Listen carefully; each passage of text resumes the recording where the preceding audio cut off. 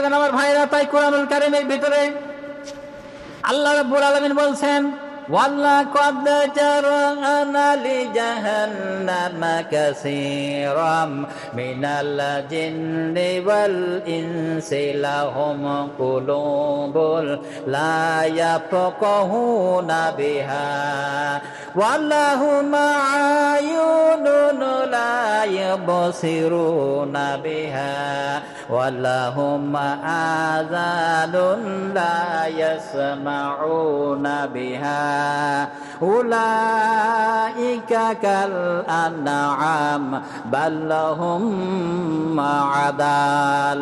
আল্লাহ রাব্বুল আলামিন বলেন, ওয়ালাকাদ জারা'না লিজাহান্নামা কাসীরাম মিনাল জিন্নি ওয়াল ইনসি, আমি আল্লাহ রাব্বুল আলামিন কিছু মানুষ আর জিনকে সৃষ্টি করেছি জাহান্নামের উপযোগী করে। ভালো করে খেয়াল করেন কিন্তু কথাটা, আল্লাহ পাক বলেন কিছু মানুষকে আমি জাহান্নামের উপযোগী করে সৃষ্টি করেছি। কি করেছি?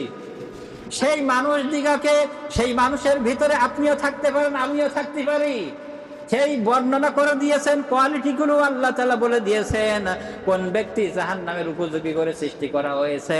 আল্লাহ তাআলা এখানে তিনটে কোয়ালিটির কথা বলে দিয়েছেন। কয়টা জোরে বলেন, মুখস্থ করেন কয়টা? এক নম্বরে বলা হয়েছে, আল্লাহ তাআলা বলছেন এক নম্বরে, লাহুম কুলুবুন লা ইয়াফকাহুনা বিহা। আল্লাহ তাআলা বলছেন আমি তার অন্তর দিয়েছি। কুলুবুন মানে কি? কুলুবুন মানে অন্তর দিয়েছি, তার মেধা দিয়েছি, তার বুঝ ক্ষমতা দিয়েছি। দেওয়ার পরে ওই ব্যক্তি জাহান্নামে যাবে। তাহলে বোঝার অন্তর আপনারও আছে না নাই? আমারও আছে না নাই? তাহলে আপনার আমার জাহান্নামে যাওয়া লাগবে। কি তা কি করলে জাহান্নামে যাওয়া লাগবে? আল্লাহ তাআলাই বলছেন, যার অন্তর দিলাম, যার মেধা দিলাম, যার বুদ্ধি দিলাম, দেওয়ার পরে এইটা সে চিন্তা ভাবনা করলো না, সে মনে করলো মনে হয় কোরআনের বিপক্ষে গেলে এতে মনে শান্তি রয়েছে, বিড়ি খাইলে মনে শান্তি রয়েছে, গাঁজা খাইলে মনে শান্তি রয়েছে, পরের হক নষ্ট করলে মনে শান্তি রয়েছে, ব্যবসায় করতে গেলে ওজনে কম দিলে মনে এতে শান্তি রয়েছে।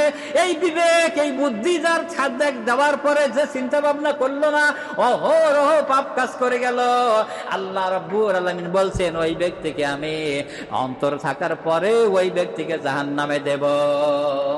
কি আল্লাহ তাআলা বলছেন ওই ব্যক্তির অন্তর থাকার পরে আমি তাকে জাহান্নামে দেব। দুই নম্বরে আল্লাহ রাব্বুল আলামিন বলছেন, ওয়াল্লাহুম আ'য়ুনুন লা ইউবসিরুনা বিহা। আল্লাহ তাআলা বলছেন প্রত্যেক মানুষকে দুটো করে চোখ দেওয়া হয়েছে, আর ওই চোখ থাকার পরেও এক শ্রেণীর ব্যক্তি জাহান্নামে যাবে। তাহলে চোখ আপনারও আছে, আমারও আছে। চোখ কারোর এখানে কি অন্ধ আছে কেউ? চোখ সবার আছে না? তাহলে আল্লাহ বলছেন চোখ থাকার পরেও আমি তাকে জাহান্নামে দেব। তাহলে কার কোন চক্ষুওয়ালা ব্যক্তিকে জাহান্নামে দেব? আল্লাহ তাআলা কোরআনুল কারীমের ভিতরে বলছেন ওই ব্যক্তিকে জাহান্নামে দেব যার দুটো চক্ষু আমি দিয়েছি। এই চক্ষু দ্বারা সে কি করেছে? আমার পথ দেখে নাই, রাস্তা দেখে মসজিদে আসে নাই, এই চক্ষু দ্বারা কোরআন তেলাওয়াত করে নাই, কই চক্ষু দ্বারা কোনটা হক বাতিল এটা সে দেখে নাই, এই চক্ষু দ্বারা সে কোনো ভালো কাজ দেখে নাই। আল্লাহ তাআলা বলেছেন চক্ষু দেওয়ার পরে সেই ব্যক্তি কি করেছে? অপকর্ম করেছে। এই চক্ষু দ্বারা দেওয়ার পরে আজকের প্রত্যেকের হাতে অ্যান্ড্রয়েড সেট আছে। ওই বাড়ির ভিতরে গোপনে বসে ব্লু ফিল্ম দেখেছে, বিভিন্ন নেকের ছবি দেখেছেন। দুনিয়ার কেউ দেখেন নাই, দেখেছেন কে? আর যা বলেন দেখেছেন কে? আল্লাহ তাআলা বলছেন এই দুটো চক্ষু দ্বারা, তাই আল্লাহর ভয়তে তার চোখে দিয়ে পানি পড়লো না। অতএব যখন চায়ের আড্ডায় বসে, তাসের আড্ডায় বসে, টেলিভিশনে সিনেমা দেখতে দেখে যখন একটা করুণ কাহিনী আসে, দেখবেন মুরব্বিদের চোখ দিয়ে পানি পড়ে, আসেন নাই? দেখবেন, খেয়াল করে দেখবেন যে এরকম দেখে, দেখে আর চোখ দিয়ে পানি পড়ে, মানে ওই অভিনয় দেখতে দেখতে পানি পড়ে। কিন্তু আল্লাহর ভয়তে আপনার চোখ দ্বারা পানি পড়লো না। আল্লাহ তাআলা বলছেন এই চোখ দ্বারা সে ভালো কিছু দেখলো না, সারা জীবন খারাপ কিছু দেখে আসছে। এই চক্ষু দেওয়ার পরে আমি এই ব্যক্তিকে জাহান্নামে দেব। কি করব? ওই ব্যক্তিকে জাহান্নামে দেব। আমার বন্ধুগণ, আমার ভাইরা, তিন নম্বরে বলা হচ্ছে আল্লাহ তাআলা বলছেন ওয়াল্লাহুম আযানুন লা ইয়াসমাউনা বিহা। আল্লাহ তাআলা বলছেন আমি যাকে দুটো কান দিয়েছি, কান সবার আছে না নাই?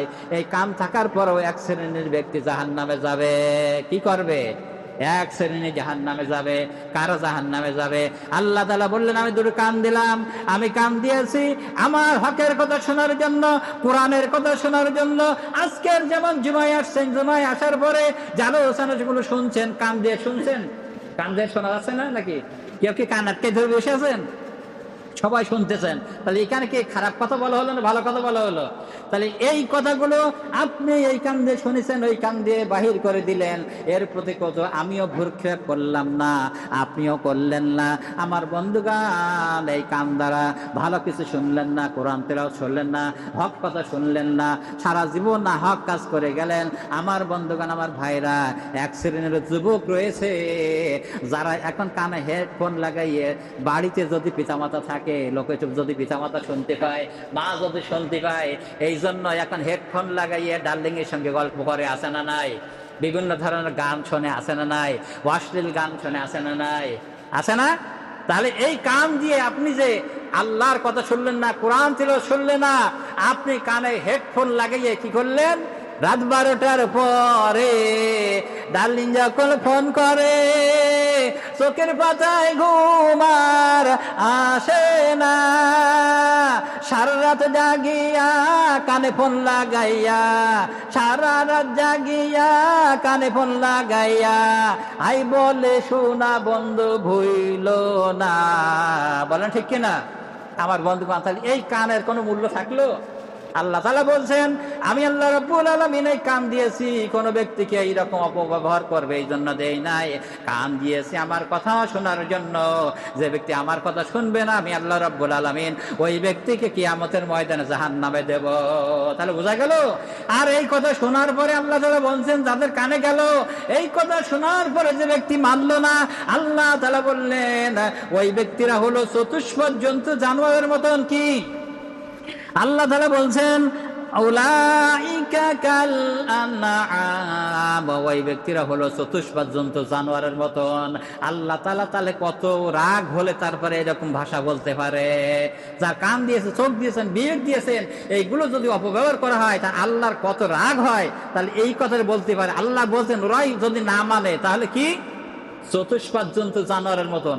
আবার বলছেন শুধু তাই নয়, বালহুম আদাল, ওর চাইতে নিকৃষ্ট। তাহলে এ কত রাগ হয়েছে। আমার বন্ধুগণ, আমার ভাইরা, একটা দৃষ্টান্ত যদি বুঝবেন, আপনাদের এলাকায় দেখেন, আল্লাহ যেহেতু বলেছেন নিকৃষ্ট জন্তু, জানোয়ারের মতন, এই জন্য উদাহরণটা নিয়ে আসলাম। আমাদের সমাজে নিকৃষ্ট প্রাণী হলো কি? কুকুর বলি না? তাহলে আপনার বাড়িতে, আমাদের বাড়িতে, অনেকের বাড়িতে কিন্তু কুকুর ঘোরাফেরা করে, আসে না নাই? আমার বন্ধুগণ, আমার ভাইরা, ওই কুকুর কি আপনি কোনোদিন কি কোনো টাকা খরচ করেন ওর পিছনে, ট্রিটমেন্ট করেন কিংবা অন্য কিছু করেন? কিছু করেন না। ওই কুকুরকে হয়তো আপনার বাড়িতে গেল, দুপুর বেলায় এক মুঠো ভাত দিয়েছেন, তাও তরকারি না, শুধু ভাত কি দিয়েছেন। সন্ধ্যাবেলা গেছে, আবার হয়তো এক মুঠো ভাত দিয়েছেন। আমার বন্ধুগণ, আমার ভাইরা, এই এক মুঠো করে ভাত দেওয়ার কারণে ওই কুকুরটা আপনার বাড়ির উঠোনে শুয়ে থাকে, থাকে না? থাকে না? অনেকের বাড়িতে থাকে। আমার বন্ধুগণ, আমার ভাইরা, এই ব্যক্তি, এই কুকুরটা যখন ওই বাড়িতে শুয়ে থাকে, রাত্রিতেও থাকে, এবার রাত্রিতে, গভীর রাত্রিতে যখন বাড়ির মালিক বাইরে থাকে, রাত 12টার সময় চলে আসলো, আসার পরে যখন এই জুতোর শব্দ শুনতে পায়, কুকুর ঘাউ ঘাউ করে না? করে না? এরপরে যখন দরজায় কড়া দেয়, যখন ধাক্কা দেয়, কুকুর কিন্তু করে যাই পড়ে, পড়ে না? পড়ে কিনা? পড়ে। আমার বন্ধুগণ, এরপরে যখন দরজা খুলে দেয়, দরজা খুলে দেওয়ার পরে ওই কুকুর যখন দেখে মালিক আসছে, তখন কিন্তু ওই কুকুর আর কিছু বলে না, তার পিছন পিছন চলে আসে, আসে না? আর যদি অচেনা লোক হয়, তারপরে আক্রমণ করতে যায়, যায় না? তাহলে এক মুঠো ভাত দেওয়ার কারণে একটা কুকুর আপনার মালিককে ছিনল, আপনাকে ছিনল, আমাকে ছিনল, আপনার সুন্দর একটা বডি দিল, নাচ নিয়ামত দিল, আমার বন্ধুগান দুটো চক্ষু দিল, কান দিল, হাত দিয়েছে, পা দিয়েছে, অঙ্গ প্রত্যঙ্গ দিল। সেই মালিককে আমরা আশরাফুল মাখলুকাত হয়ে কেমনে ভুলে থাকতে পারে? তাই আল্লাহ তাআলা বলছেন, আমি আল্লাহ রাব্বুল আলামিন ওই ব্যক্তির বিবেক দিলাম, বুদ্ধি দিলাম, কান দিলাম, চক্ষু দিলাম, সবকিছু দেওয়ার পরে আমার যখন নাফরমানি করে, আমি ওই ব্যক্তিদেরকে জাহান্নামে দেব। কি করব? জাহান্নামে দেব। তাহলে একটা কুকুর আপনার বাড়ি পাহারা দিল, আপনাকে কত সে মানে দেখলো, আর আপনি আমি যে কত নিয়ামত খাচ্ছি, কত নিয়ামত উপভোগ করছি, সেই আল্লাহকে আমরা চিনি না। তাই আজকে জমা থেকে এতটুকু শিক্ষা নিব যে আল্লাহ রাব্বুল আলামিন যে আমরা যে হাদিস দুইটা বললাম আর কোরআন আয়াতটা বললাম, এর উপরে আমল করার তৌফিক দান করুন, আমিন। ওয়া আখিরু দাওয়ানা আলহামদুলিল্লাহ। আমরা সুন্নাত